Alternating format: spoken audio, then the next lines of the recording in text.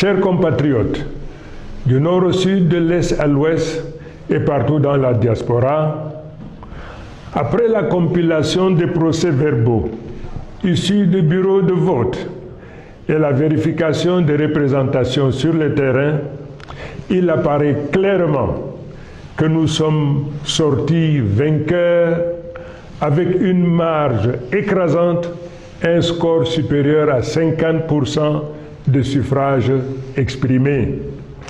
Un tel rejet, un tel désaveu prescrit au président sortant de faire preuve de courage, d'humilité et au nom de la démocratie et des us et coutumes, appeler le vainqueur, le féliciter et lui notifier sa disponibilité à organiser une transition heureuse, mettant notre nation à l'abri de soubresauts et convulsions qui naîtraient d'une transition subie et non préparée. De la sorte, l'humanité entière reconnaîtrait en lui un homme de paix, soucieux de laisser un héritage dont on citerait l'exemple aux générations à venir. Mais hélas, telle ne semble pas être votre prédisposition. Mais malgré tout, sans arrière-pensée et d'un bon cœur, ma main reste tendue pour une transition pacifique. Mesdames et messieurs, il me plaît de rappeler avec force qu'en dépit de tous les obstacles érigés sur notre chemin, aujourd'hui, nous disposons de deux leviers. Celui qui confère l'adhésion populaire massive telle qu'illustrée lors de nos meetings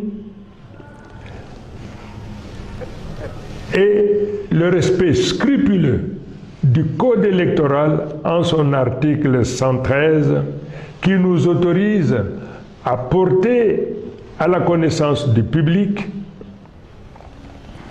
des résultats tels que nous les avons énoncés. Incontestablement, ces deux leviers font de moi le président de la République légal et légitime.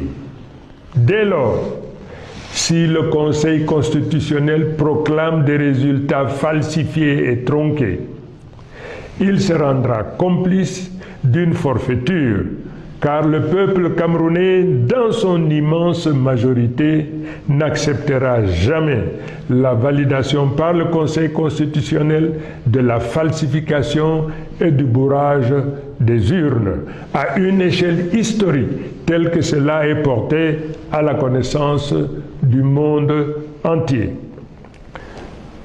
Le peuple ne se laissera pas faire.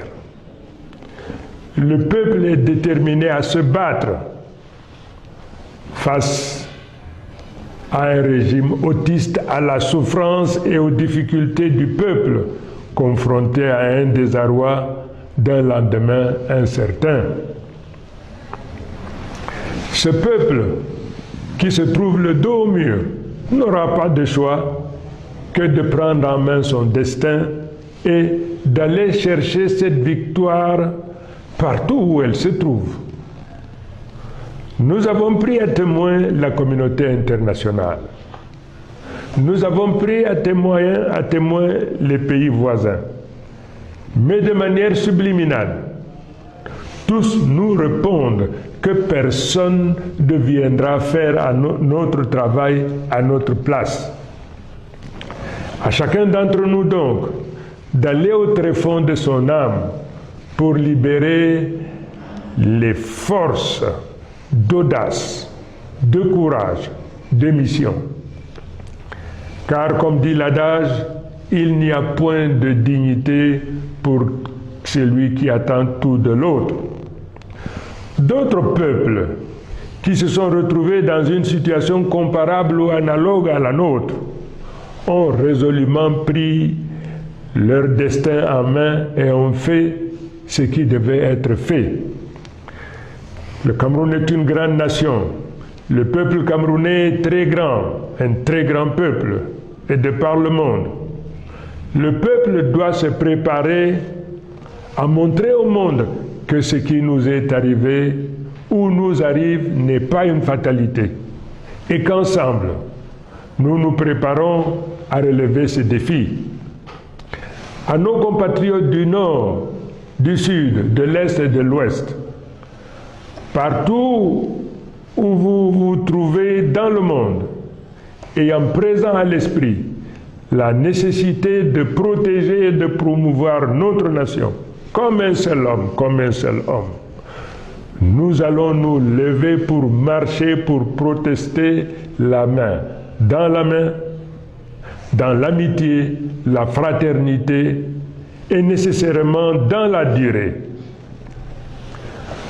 Nous viendrons à bout de cette oligarchie prédatrice qui confisque nos libertés, nous réduit à la pauvreté, à la mendicité. Mesdames et messieurs, chers compatriotes, ce régime a fait de la peur et de la menace les instruments de domination et de confiscation de nos libertés. Et grâce à Dieu,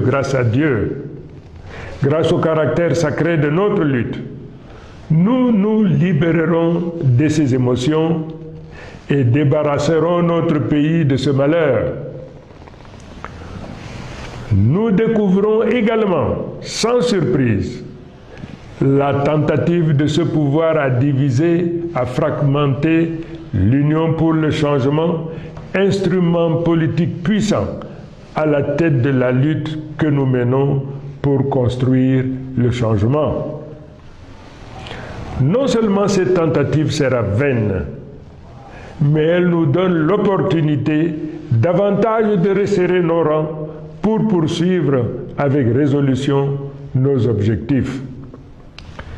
Je voudrais une fois de plus réitérer mon engagement à me tenir au sein du peuple pour la construction, pour la poursuite victorieuse de cette bataille qui ne prendra fin qu'avec la récupération de notre victoire. Au moment où je focalise mon attention sur notre problématique, j'apprends avec beaucoup de tristesse l'assassinat commis sur une enseignante, Madame Zuhaira, qui est tombée sur le champ d'honneur de la lutte pour notre liberté, pour notre dignité, pour qu'un nouveau jour se lève dans notre pays. Cet assassinat sera pour nous une cause supplémentaire pour redoubler nos efforts jusqu'à la réalisation de notre objectif. Quant à nos forces de défense et de sécurité, je voudrais rappeler la correspondance que je vous ai écrite. Cette lutte que nous menons, c'est également votre lutte. N'acceptez jamais de retourner vos armes contre votre propre peuple. La souffrance qu'endure le peuple est aussi votre souffrance. N'obéissez jamais à un ordre dont l'objet est la violence ou la suppression de la vie d'un des vôtres. Mes chers compatriotes, l'heure est grave. Nous n'accepterons pas de nous faire voler notre victoire. S'ils préfèrent menacer la sérénité et la paix du pays plutôt que d'admettre la défaite, nous répondrons par la détermination pacifique du peuple. J'invite tous les Camerounais, du nord au sud, de l'est à l'ouest, et partout où vous résidez dans le monde, à sortir comme un seul homme dans la paix et dans l'amour de la patrie. Marchons pour la libération et pour la revendication de notre victoire. Créez une grande vague pacifique qui montrera au monde que le peuple en a assez et qu'il veut sa liberté. Le droit de manifester est un droit universel. Exerçons-le avec discipline et dignité. Je vous remercie. Vive le peuple souverain. Vive le Cameroun libre, uni et réconcilié.